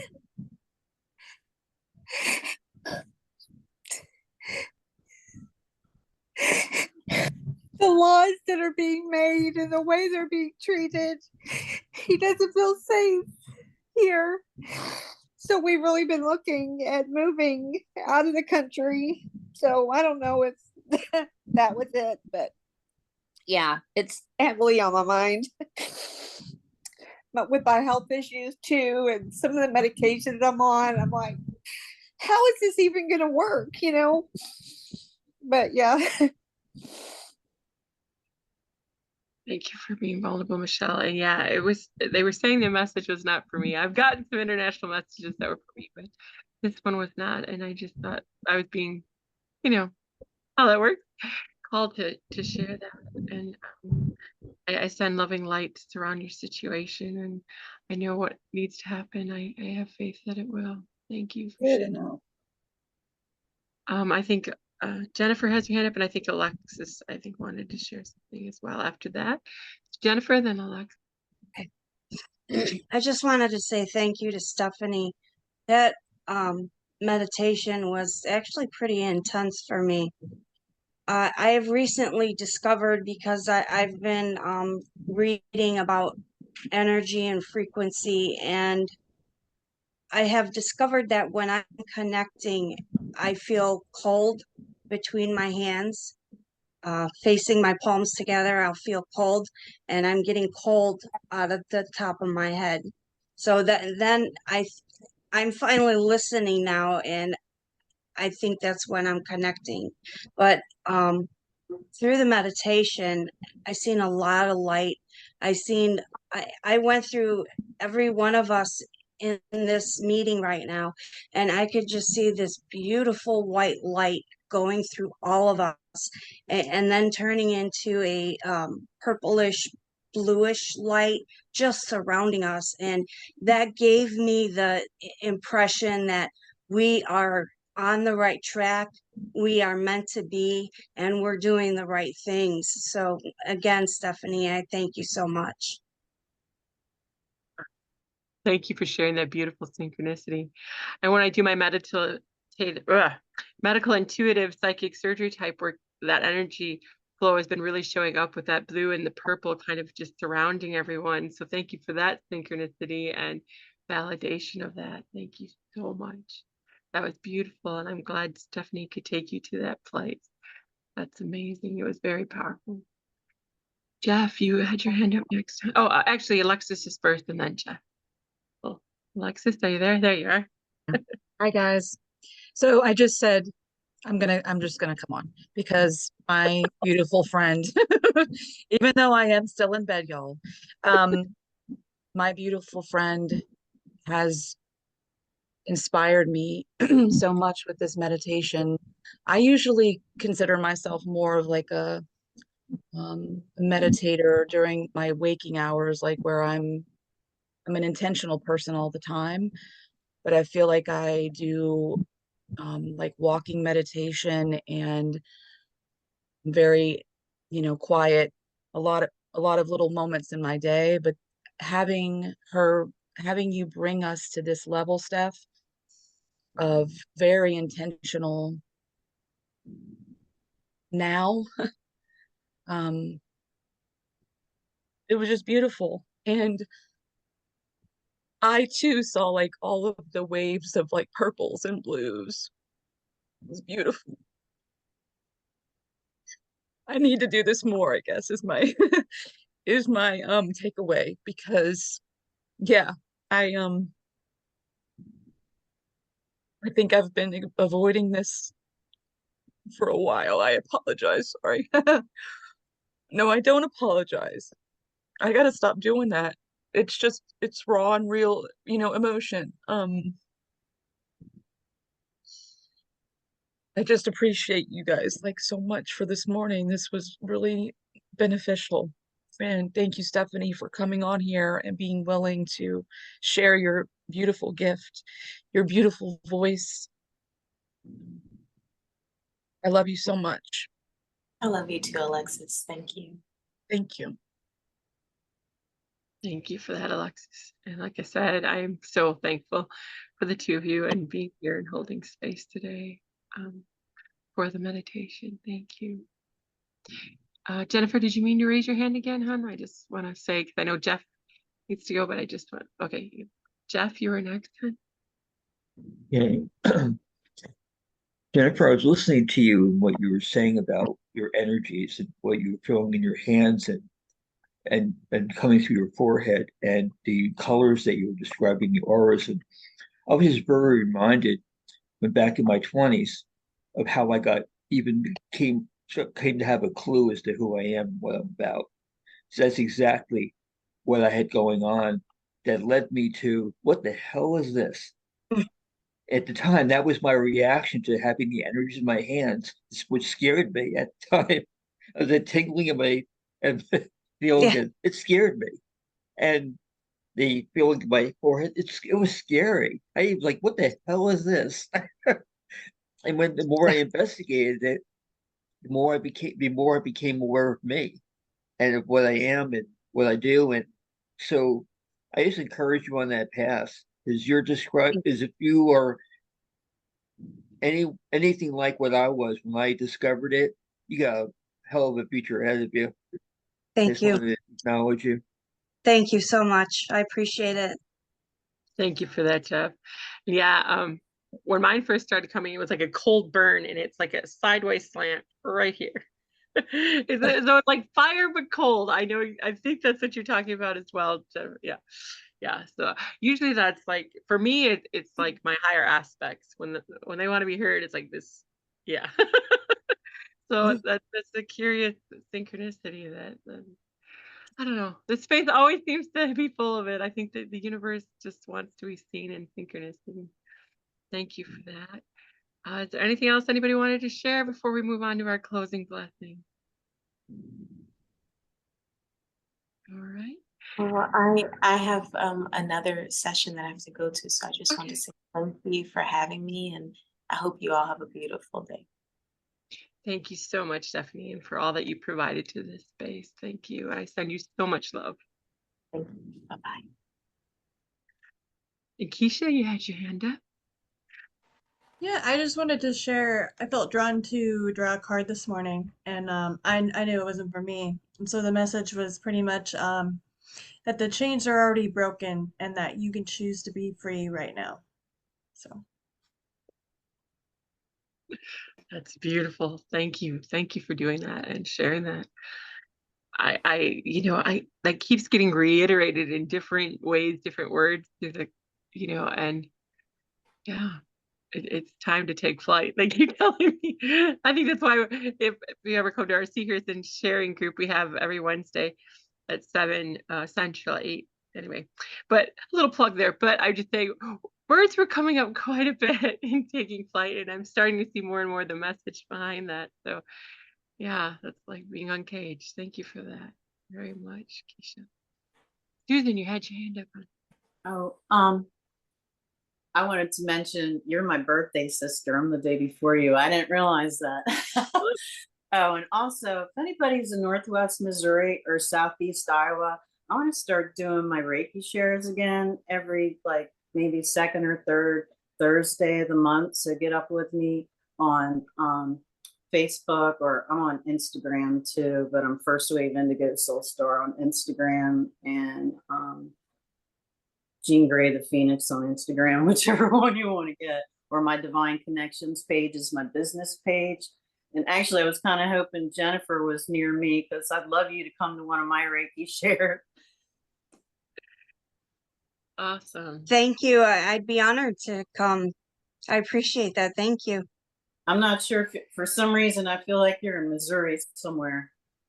I'm in Illinois, not too far. Okay. Yeah. I knew you were around me somewhere. And I'm Northeast Missouri. That's where I'm at. I'm in Southeast Iowa right now. I used to do Reiki shares back in Delaware every third Sunday, but I need to get a group together out here and not out here. So. Yeah. I know that. Sorry, go ahead.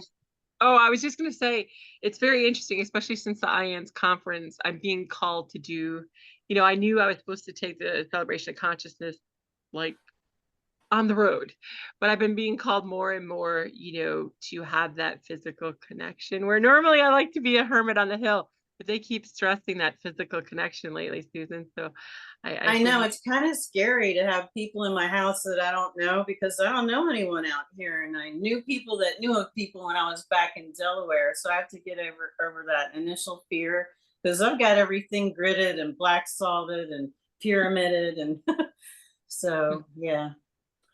Well, thank you. And I'll put intentions towards that. If anybody else wants to add intentions towards Susan building that community in person, that would be amazing. Definitely needed. Oh, I thank you all for holding this space. I'm going to turn it over to our resident Reverend here, Rev Ned Sheldon. He's been teaching unconditional love, I think, for over 40 years. He self-proclaimed hermit on the hill. He's going to send us out with a beautiful blessing. Rev, I'll turn it over to you. Thank you, Lorelei, and everyone. Before I say the closing blessing, I jotted down some key words from everyone as a quick reflection before we do the closing blessing. 319, one fine day. C, gratitude, earth words, earth noise. Spirit school, words are important. Rice, love. Courage, spears of light. Impatience, conscious commander. Blessings for unity of two people. Embrace each other, embrace yourself with love. Connect to the cosmos. Friendship, breathe. This moment, may I be safe and protected. May I be happy and free. May I be peaceful and at ease. And beautiful lights. We honor our energies that have merged here in good ways. We give thanks and release the energies of gratitude for the sacred gathering of being in oneness and unity. It is so sacred to be here on our planet at this time with one another, sharing our experiences. For this, we honor one another. To be together in such ways is good for one another and for all that is. We wrap loving appreciation around all that have participated and will participate in these energies of the mystical more. It is astonishing when we gather in good and loving, connected ways, what can happen in our energy fields within us and around us and between us. For this, we honor each soul here. The equinoxes are grand teachers. The word equinox comes from the Latin and means equal night, referring to the roughly 12-hour day, 12-hour night that occurs only on the two equinoxes, days of the years that are sacred. We thank the equinox energies, the balance and interaction of the light and the dark in our world and within one of us. We honor this sacred balance. Beautiful beings of the mystical more, the autumn equinox is a meaningful time of the year to honor the harvest, not just of the crops like we have around us and the corn people and the bean people and the hay people. How about your harvest within you? The harvest of your efforts and intentions for your life path and your heart thoughts and your head thoughts and your amazing inner essence. Those sharing during this gathering is sharing the harvest that is within them. We honor the divine harvest within each and every one of us. We are expanding multi-dimensional entities of the cosmos. These energies of the autumn equinox are astronomically shifting and changing energies that we're connected to. We honor these energies of the cosmos.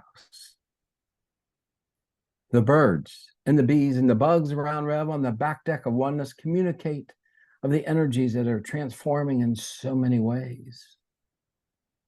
The tree people inform Rev that the energies are changing and they're preparing and being.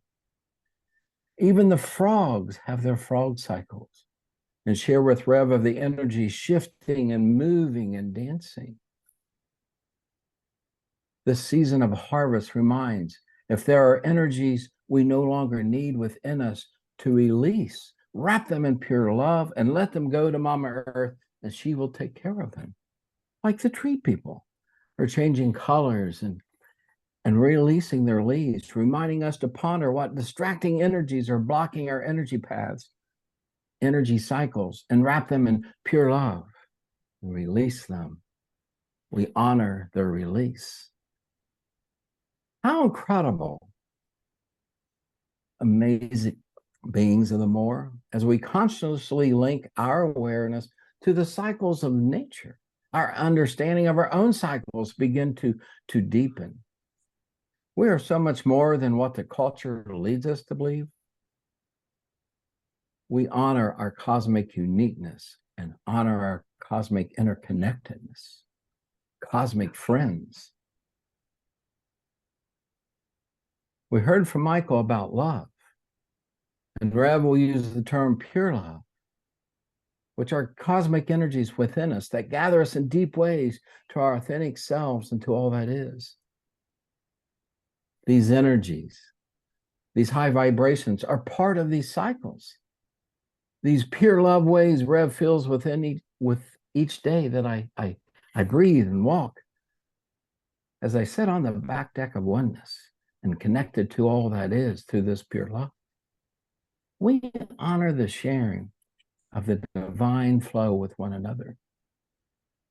The higher ones are attracted to these energies of soft, pure love that are within us. And when they flow from our head thoughts and our heart thoughts and from our essence, they are very powerful energies that are sent to others and to other densities. It is an honor for us to do these holy movements and actions.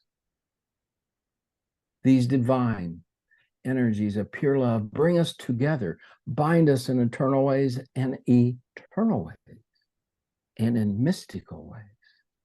We honor these gatherings of energies with our beautiful sisters and brothers of the more, friends.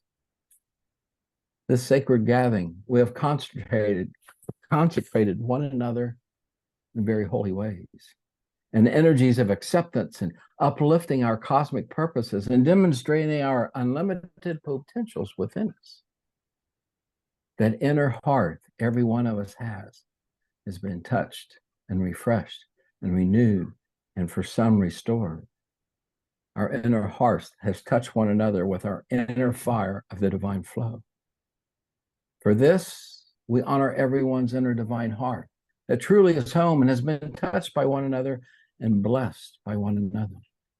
I'm nudged to send and spread energies all over you in ways that each of you, precious one, need at this time in pure love. The higher entities and energies desire to honor each one of you for being here in such hallowed ways. We thank you, and until the messengers of the four winds bring us together again, Mataki Asen.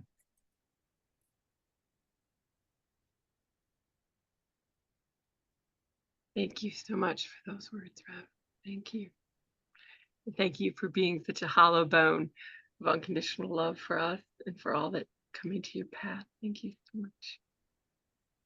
I thank you all for being here today and holding this space. Our next event will be November 5th, as far as the celebration of consciousness. And October 14th is our celebration social circle, where we just kind of connect, talk about things and play games and just be social and build that joyous energy. So I hope you will join us one of those days. And I thank you all for being here today and holding space and that love for each other and just being in the collective consciousness that we all are a part of. I thank you so much. And I pray to see you soon.